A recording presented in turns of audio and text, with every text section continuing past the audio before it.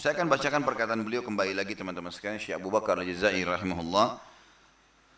Seorang muslim beriman terhadap kemahasucian kalam Allah yang maha suci atau maha tinggi, kemuliaannya dan keutamaannya di atas segala perkataan. Sesungguhnya Al-Quran itu adalah kalam Allah yang tidak membawa kebatilan. Tidak ada yang salah di situ. Enggak perlu revisi. Baik dari arah depan maupun belakang. Maksudnya di sini orang Arab sering menggunakan bahasa dari arah depan, arah belakang, artinya baik ya di masa lalu atau masa akan datang. Atau makna lainnya adalah tidak akan pernah ditemukan celah kesalahannya dan kekurangannya dari sisi manapun. Karena manusia tentu jalannya ke arah depan atau ke arah belakang. Orang jarang-jarang ke arah samping kecuali diarahkan badannya. Jadi yang dimaksud dengan kalam tadi atau perkataan tadi. Barang siapa yang berkata dengannya, siapa yang mengucapkan Al-Quran, niscaya dia benar. Dan barang siapa yang berhukum dengannya, niscaya dia akan adil. Ahli Al-Quran adalah ahli Allah atau wali Allah. Orang yang sibuk membaca Al-Quran, orang yang sibuk ya menerapkan Al-Quran adalah kekasih-kekasih Allah. Ada orang subhanallah tiap hari koran, tiap hari ini, tiap hari itu. Bukan dilarang, bukan. Tapi dia lupa Al-Quran. Sampai pernah Imam Syafi'i rahimahullah jalan di Mesir, dia bertemu dengan beberapa orang ulama juga. Ulama-ulama ini sibuk bawa kitab-kitab fikih yang berat-berat, mau pergi ngajar gitu. Imam Syafi'i lagi pegang di tangannya Al-Quran. Sudah hafal Quran loh, 30 juz dari umur 6 tahun rahimahullah.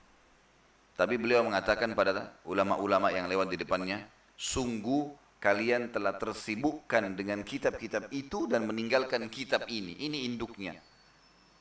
Dan termasuk anjuran, kalaupun kita sudah menghafalnya tetap membaca dengan cara melihat fisiknya. Utsman bin Affan radhiyallahu anhu hafal Al-Quran di luar kepalanya. Bahkan beliau mengkhatam Al-Quran di setiap sholat witirnya. Bukan lagi sholat malam, sholat witir 30 juz dibaca. Mungkin teman-teman tanya, bagaimana bisa? Itu taufik dari Allah. Kalau Allah mau memberkahi seseorang bisa. Ada orang hidup mungkin cuma 17 tahun umurnya. Dari balik mungkin cuma dari 14 tahun sampai 17 mungkin 3 tahun. Tapi sudah banyak kebaikan yang dia lakukan. Dikenang banyak kebaikannya. Allah berikan taufik. Kalau sudah taufiknya Allah yang datang, Allah memberikan dia kemudahan untuk melakukannya, maka itu berbeda. Utsman bin Affan walaupun hafal Quran setiap malam khatam Al-Quran dengan hafalannya di sholat witirnya, maka beliau radhiyallahu anhu tetap membaca fisiknya Al-Quran. Sampai beliau punya Al-Quran dari bahan kulit, itu pada saat beliau meninggal ditemukan, ya kulitnya pun sudah mulai ada yang sobek karena seringnya dibuka lembarannya. Hidupnya dengan Al-Quran. Setiap saat Al-Quran dibaca, gembira dengan pesan dari Allah. Bagaimana dengan kita teman-teman sekalian? Jarang sekali baca Al-Quran, jarang melihatnya. Ya. Paling cuma bangga, oh iya ada program Al-Quran. Ada yang lebih parah, memang sama sekali tidak ada program Quran di HP-nya. Kalaupun dia punya program Quran tidak pernah dilihat, tidak pernah diperhatikan, tidak pernah dibaca, tidak pernah pengen tahu bagaimana bacaannya yang benar. Padahal sebenarnya kata beliau ahli Al-Quran, orang yang sibuk membaca Al-Quran, mentadabburinya, kemudian juga dia menghafal dan mengamalkan. Ada 4 hak Al-Quran itu. Dia baca dan membaca ini dari awal Al-Fatihah sampai An-Nas, berurut. Ini sunnah. Bapak ibu tahu artinya, nggak tahu artinya, baca saja. Nggak ada urusannya. Artinya, kalau dia ngerti, alhamdulillah. Kalau dia tidak ngerti, tetap perintah Allah untuk dia membaca Al-Quran. Yang kedua, tadabbur. Tadabbur artinya mengambil artinya, maknanya, pelajari tafsirnya. Termasuk majelis-majelis ilmu. Seperti nanti kita lihat banyak sekali firman-firman Allah yang kita baca insya Allah. Dari surah ini ayat sekian, dari surah ini ayat sekian. Ini semua teman-teman sekalian termasuk mentadabburi. Tapi kalau mau yang lebih tinggi lagi, tadabbur itu sebenarnya yang dimaksud adalah bagaimana seseorang memilih dari 114 surah Al-Quran, surah mana yang paling dia suka.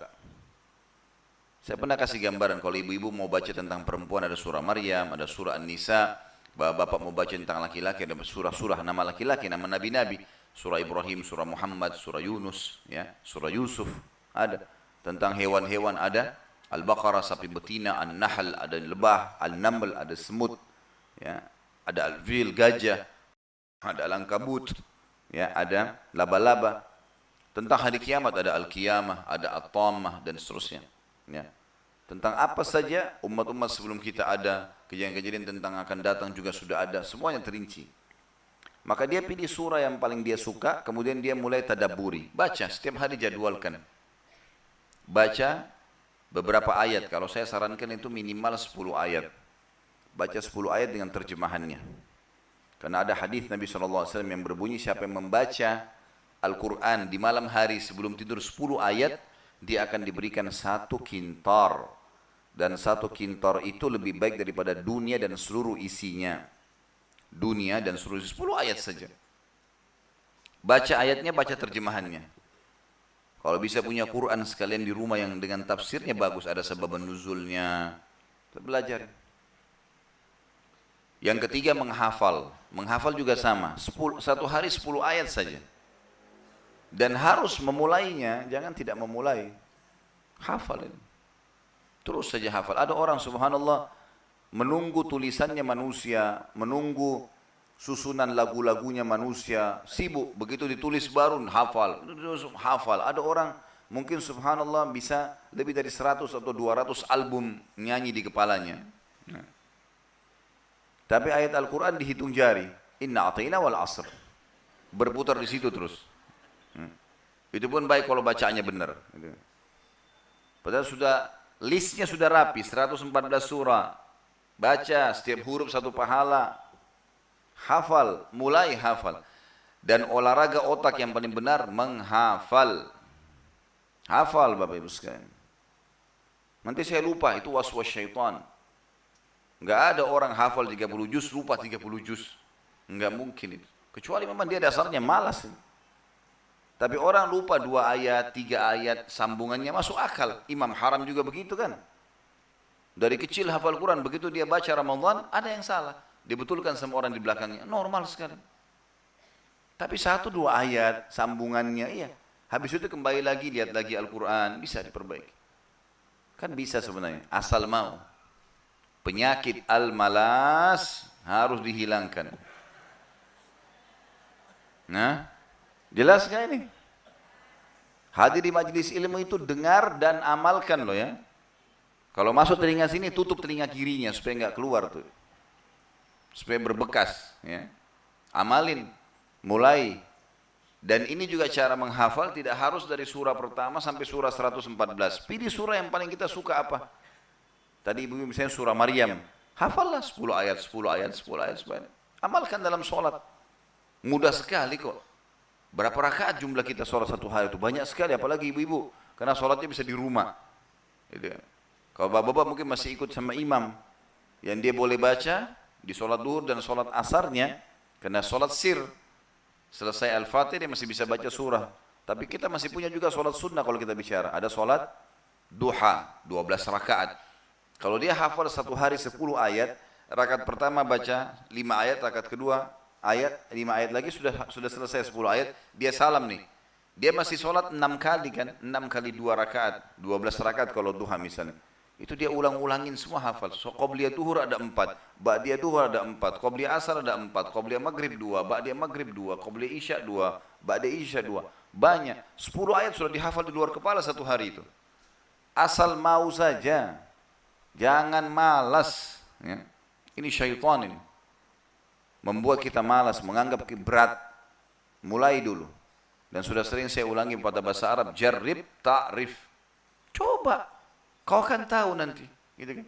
Ini belum coba sudah bilang nggak mau. Gimana cara? Sudah bilang nggak bisa.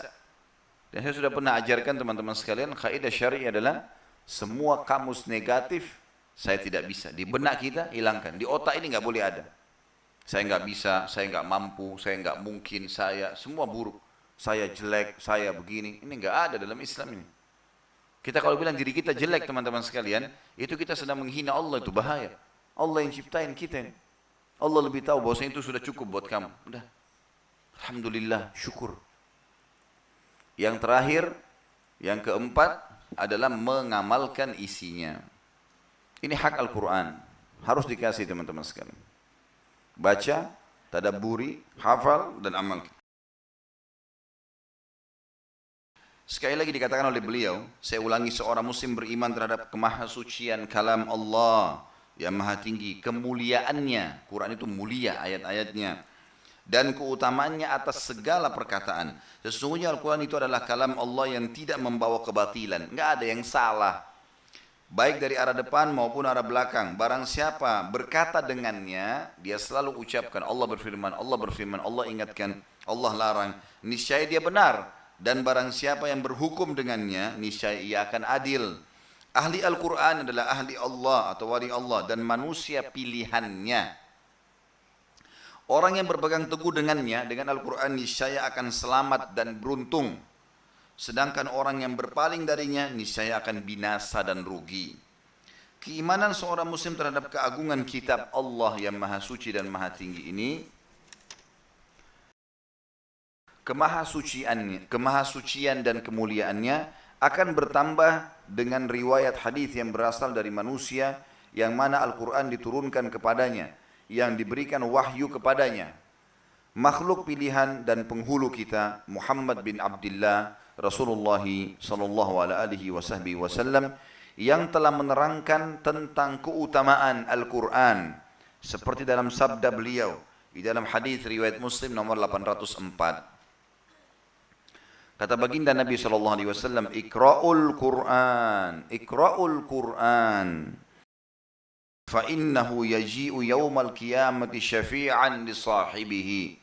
Bacalah Al-Quran, baca, jangan tinggalkan. Karena sesungguhnya ia nanti pada hari kiamat akan datang sebagai pemberi syafaat, pertolongan kepada ahlinya atau penghafalnya, pembacanya, pengamalnya.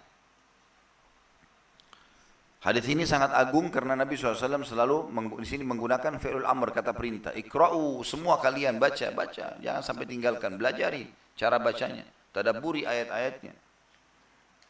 Kemudian Nabi SAW menjanjikan orang yang mempelajari Al-Quran, mentadabburinya, menghafalnya, mengamalkan isi adalah manusia terbaik.